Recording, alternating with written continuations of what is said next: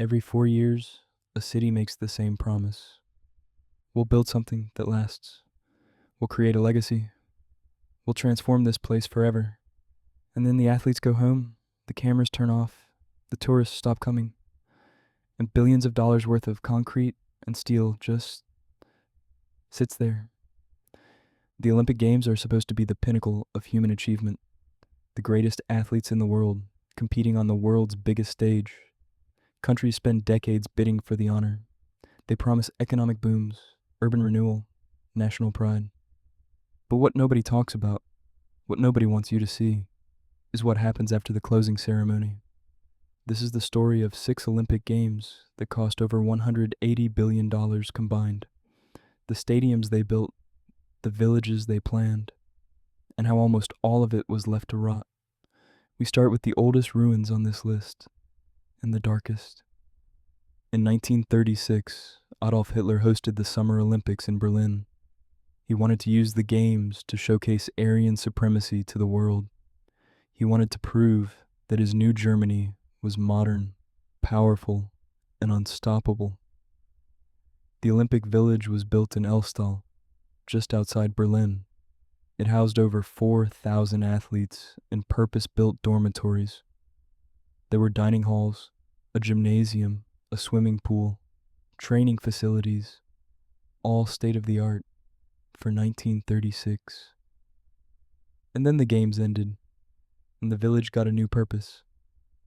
The Nazis converted it into a military training academy. During the war, it served as a hospital for wounded German soldiers, and when Berlin fell in 1945, the Soviet Union seized it. For the next 47 years, from 1945 to 1992, the 1936 Olympic Village served as a Soviet military camp and interrogation center. The same dormitories that housed Olympic athletes became barracks for occupation forces. The same swimming pool where athletes trained collected rainwater and debris. When the Soviets finally left after German reunification, they left the village exactly as it was, empty, crumbling, locked behind fences. As of the mid-2000s, developers have been working to renovate some structures and build new residences on part of the site. But large sections of the original Olympic Village remain abandoned, nearly 90 years after the Games. The gymnasium stands empty. The dining halls are gutted. The athletes' dormitories are boarded up and covered in graffiti, with their original housing complex names still visible on the walls. It is the oldest abandoned Olympic site in the world. And in a cruel twist of history, a village built to celebrate athletic competition spent more of its life as a military prison than it ever did hosting athletes. In 1984, Sarajevo hosted the Winter Olympics. At the time, the city was part of Yugoslavia, and it was the first Winter Games ever held in a communist country. 49 nations participated. The biggest blizzard in 50 years greeted the athletes. The bobsled and luge track on Mount Trebovic was the crown jewel. Completed in 1982 at a cost of over 563 million Yugoslav dinars. The 1,300-meter course featured 13 turns and was praised by international experts as safe, quick, and technically interesting. During the Games, 20,000 luge spectators and 30,000 bobsled spectators packed the mountainside. After the Olympics, the track stayed active. World Cup bobsled and luge competitions were held there through the late 1980s. Sarajevo was proud of its Olympic legacy. The venues were maintained, the memories were celebrated, and then Yugoslavia fell apart. In 1992, the Bosnian War began. Sarajevo became the target of the longest military siege of a capital city in modern history, nearly 4 years, from April 1992 to February 1996. The army of Republika Srpska surrounded the city from the mountains above, including Mount Trebovic, including the Olympic bobsled track. The same concrete course where athletes had raced at 140 kilometers per hour became an artillery position. Bosnian Serb forces used the track's elevation and curved walls as defensive positions. Shells were launched from the mountainside down into the civilian population below. The track itself was pockmarked with bullet holes and shrapnel scars. Awards podiums, where athletes had once stood with gold medals around their necks, were reportedly used as sites for prisoner executions. When the war ended in 1995, nobody came back to fix the track. The surrounding area was littered with landmines. The associated buildings, restaurants, timing facilities, spectator stands, were destroyed. Nature began reclaiming the concrete. Today, landmine removal has made the site accessible again. The cable car that once ferried spectators up the mountain was repaired and reopened in 2018. You can walk the full 1.3 kilometers of the track. It's become one of Sarajevo's most unique tourist attractions. But the track itself remains a ruin. Local graffiti artists have turned the concrete walls into an open-air gallery. The refrigeration plant that kept the track icy in winters was destroyed in the war, so hosting actual bobsled competitions again isn't currently possible. The ski jumping venues on Mount Igman remain abandoned as well. The ramps still stand 80 meters and 120 meters, but they haven't hosted a competition since 1984.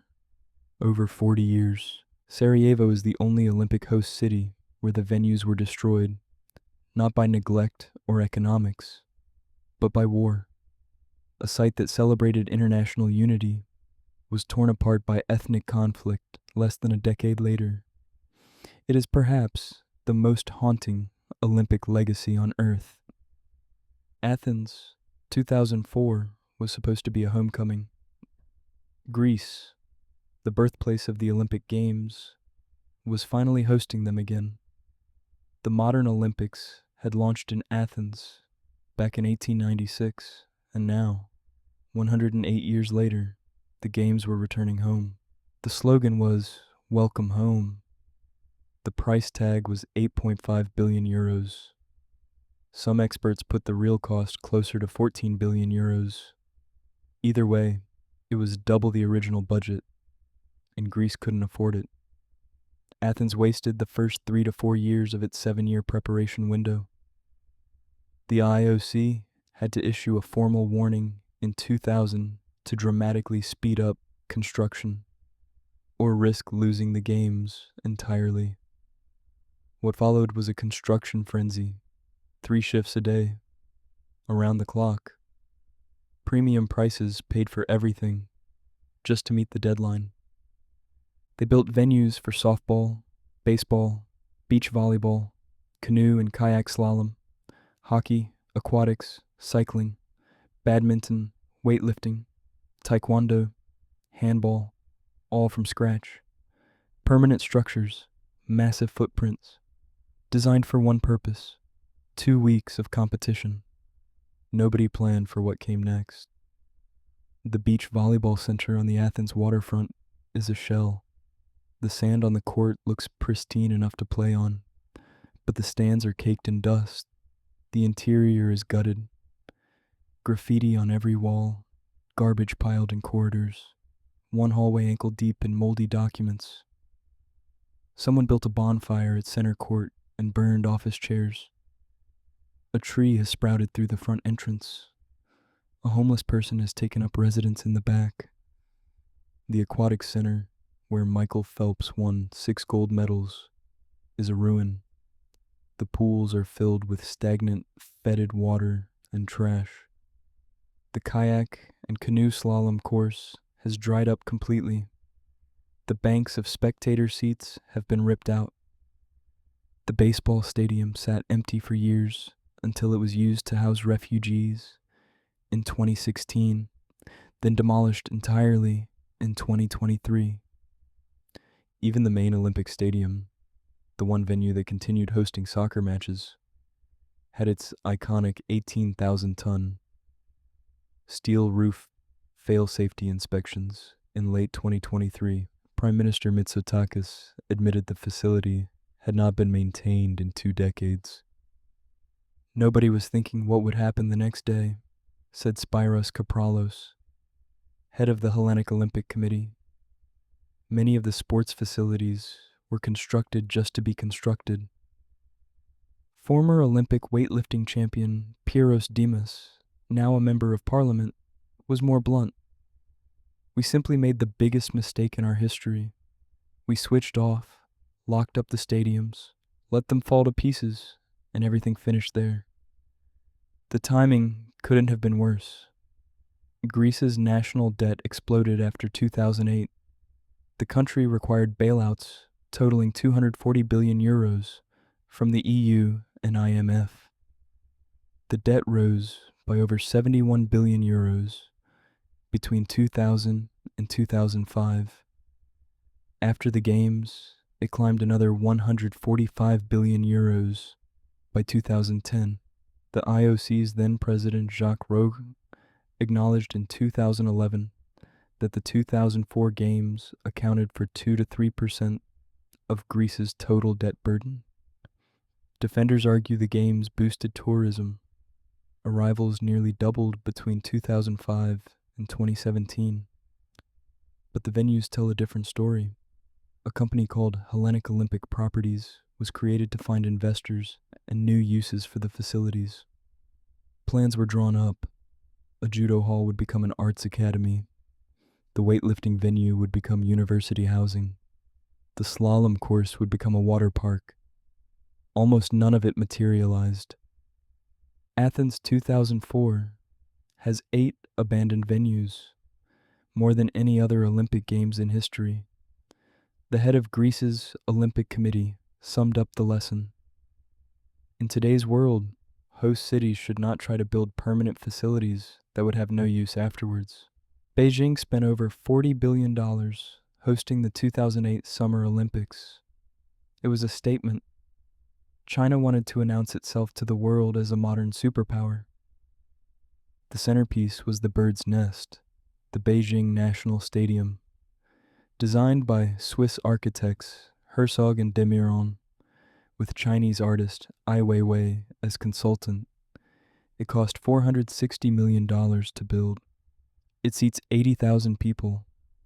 The bird's nest has struggled to fill those seats ever since. It costs roughly $10 million per year just to maintain. It was used again for the 2022 Winter Olympics, making it the first stadium to host both the summer, winter, and Paralympic opening ceremonies. But between those 2 Olympic events, over a decade of near emptiness, the kayaking facility has rusted over. The rowing venue is largely ignored, with barricades on the ground and rusted ramps. The beach volleyball courts are fenced off and closed to the public. Signs warn against climbing the barriers. Half of the National Aquatics Center, the famous water cube, was remodeled into a water park in 2010. That's one of the success stories.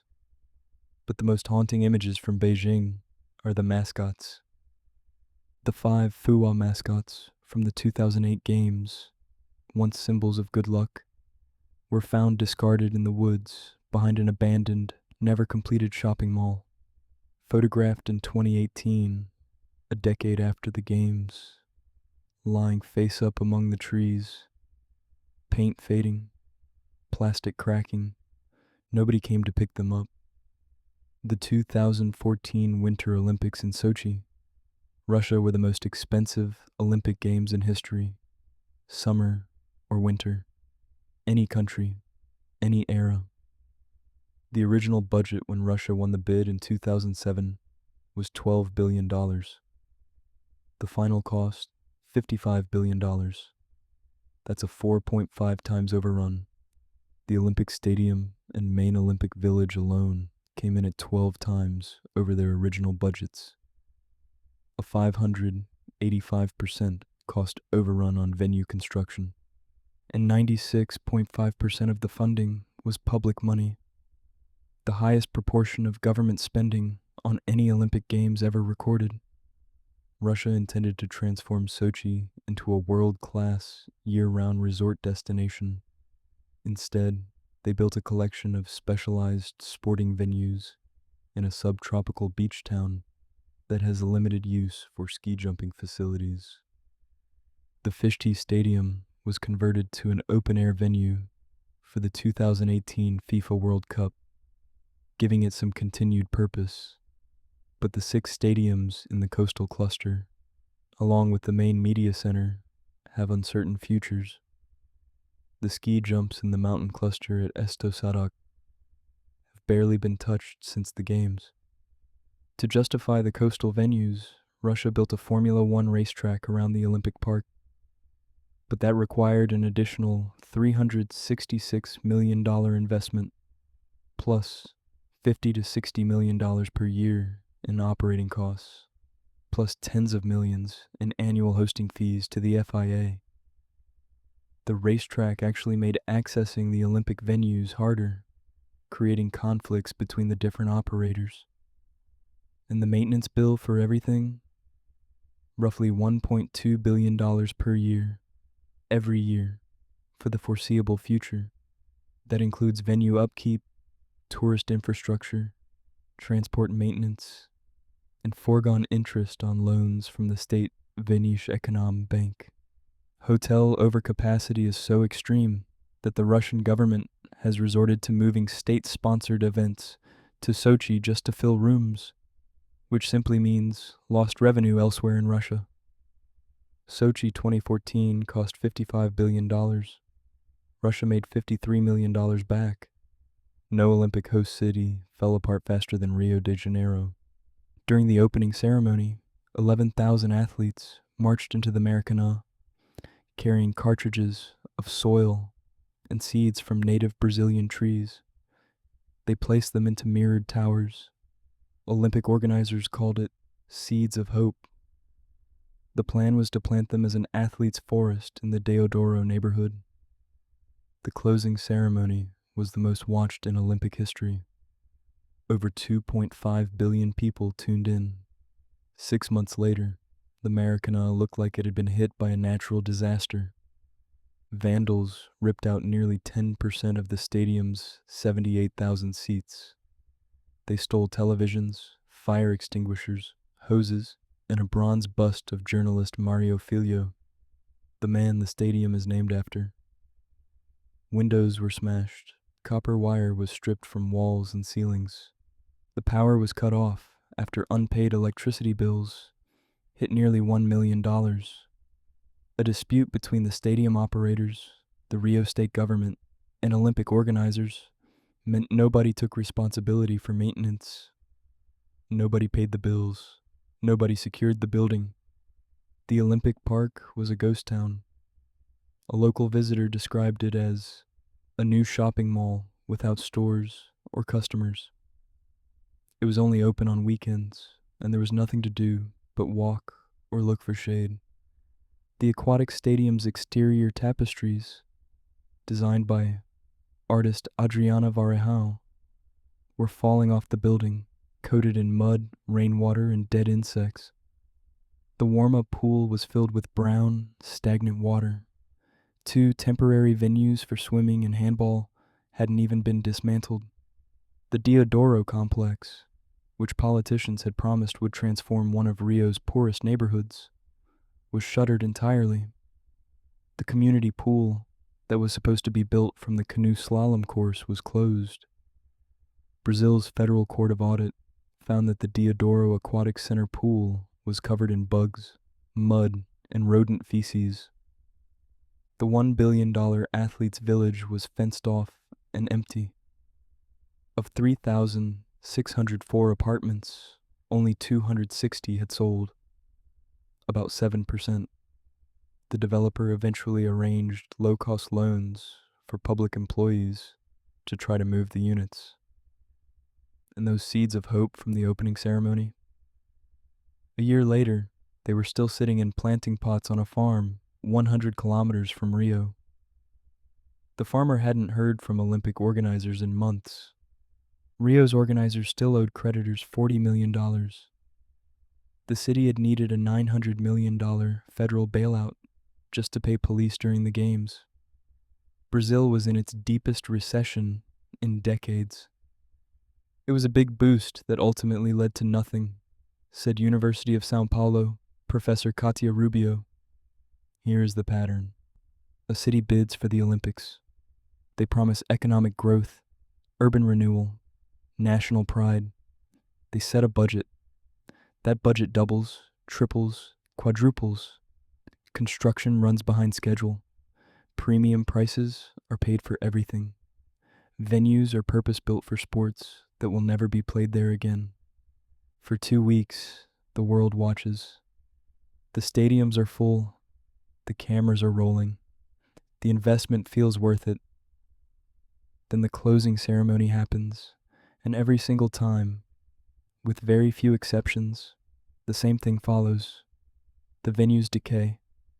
The village empties. The bills come due, and the city is left holding billions of dollars in debt, with a collection of concrete monuments to a party that's already over.